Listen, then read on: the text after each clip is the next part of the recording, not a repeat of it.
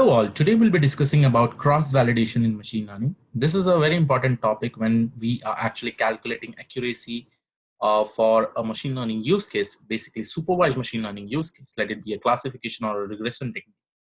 Now, let us just go ahead and have a brief discussion about cross-validation. But before that, let us consider that I have a data set, and in that data set, I have some features like F1, F2, F3, F4, and suppose I have my target output, which is basically indicated by my T value.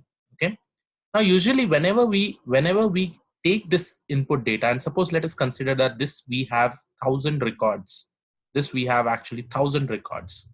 Now, when I have to give this particular data with respect to this particular output to a machine learning algorithm, first of all, what we do is that we do something called as train test split.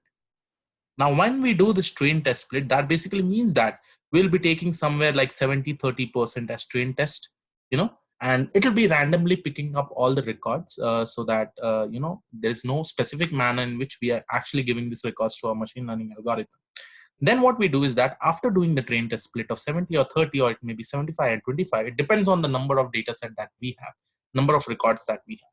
Now, when we do this train test split, then what we do is that we give the 70% of our data set to our model. Our model gets trained with respect to our input and output feature. And then once the model is getting trained, after that, we test this particular model. We test the accuracy of this model by giving the input of the remaining test 30% of the data, and then we see the output, and then we try to verify this predicted output with the real test output, right? With the real test output. Now, when we see this particular output, suppose I'm getting my model accuracy is giving somewhere around 83%. Okay. Now, when we get this particular 83%, it is with respect to one type of train and one type of test data. Now, it may so happen that the 70% of the train data and the 30% of test data, some of the records may come over here also in the next iteration. Suppose I want to do a separate train test split by using a different random number variable. Okay, there is a parameter inside train test split which is called as random number. And suppose if I give a random number of something different, at that time what happens is that it again randomly picks up some other 70% of the data as my train set, and then then the test data is the remaining 30% of the data, and it randomly picks up. It shuffles the data set and it randomly picks it up. Now at that time, when I give this kind of data again to my model, then the model may be giving my accuracy somewhere like 78%, or it may also increase or decrease based on the type of data that is basically selected in my training set and the test set. So this random number shuffling and the train test split actually works for one type of data itself. It completely depends on what kind of data are basically on the 70% of the side, and what kind of data are basically on the 30% of the data side.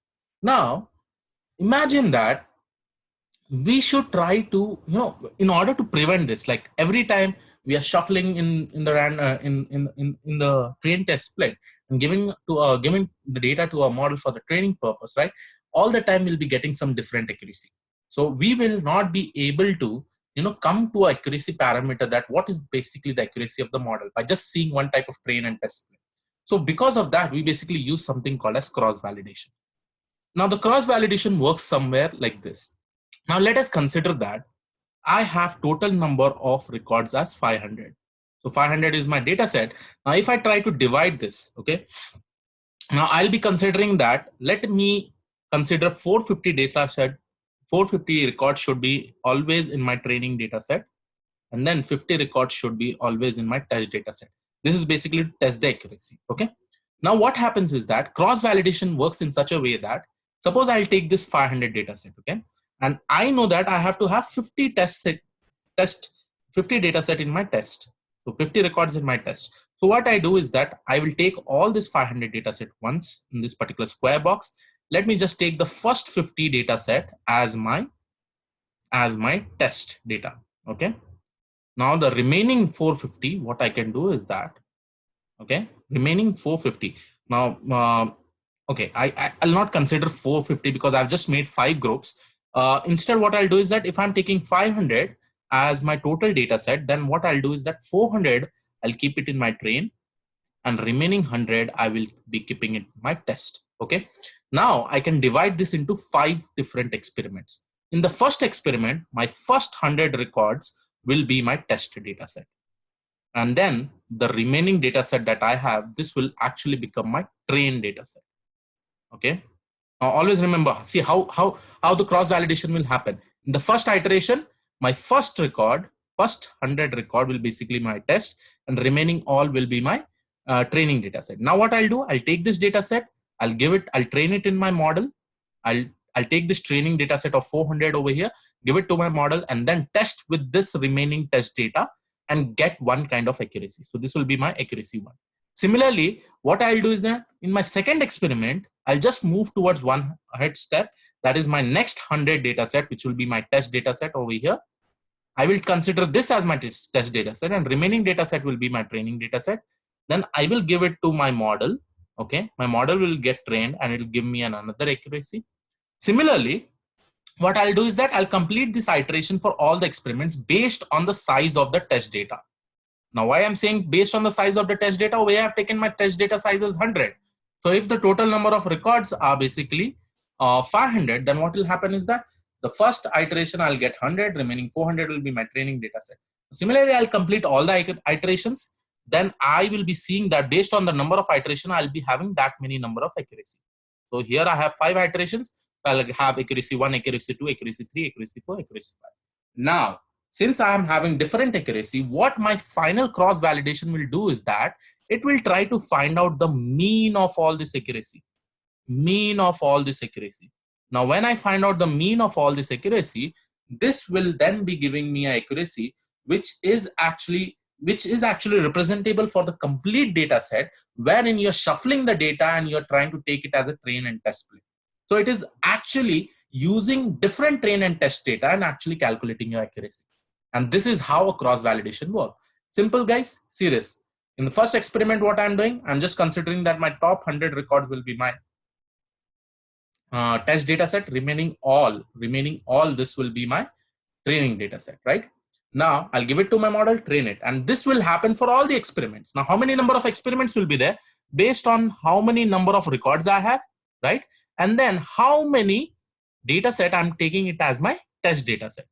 So 500 divided by 100 is nothing but 5. So this will actually be 5 experiments, you know. And based on this, what will happen? Every experiment will have different accuracy. Then finally, all this accuracy mean we will be calculating. Mean of all this accuracy we will be calculating, and finally we get the type of accuracy that is representable for the whole data set. And this is pretty much good and pretty much valid when compared to the train and test split. Okay, train and test split. And sometimes cross validation also helps you to choose like what algorithm you should use. How I'm saying that, suppose you are applying logistic regression over here for all these particular experiments, okay, and then in the second time you apply decision tree. Now suppose your logistic regression average is coming somewhere around 68% accuracy. The decision tree may give you an accuracy of 73%, right? So how do you choose this algorithm? By seeing the cross validation score, that is your mean accuracy of 73%. This is much more better than the 68%. So you may choose decision tree for this particular problem statement. And similarly, you can apply it for other types of algorithm also.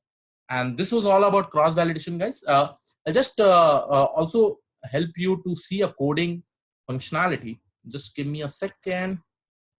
So here I have actually made a Jupyter notebook file of model selection and cross validation. Here I've considered a data set which is called as purchase dataset.csv. And here you can see that after applying, I'm trying to see with k nearest neighbors classifiers and logistic regression. You can see that after applying cross validation, I get a mean score of 78% and a mean score of 64%. You can go through this particular file. I'll provide this in the this is already uploaded in the GitHub link. I'll provide the link in my description of this particular video. I hope you like this video, guys.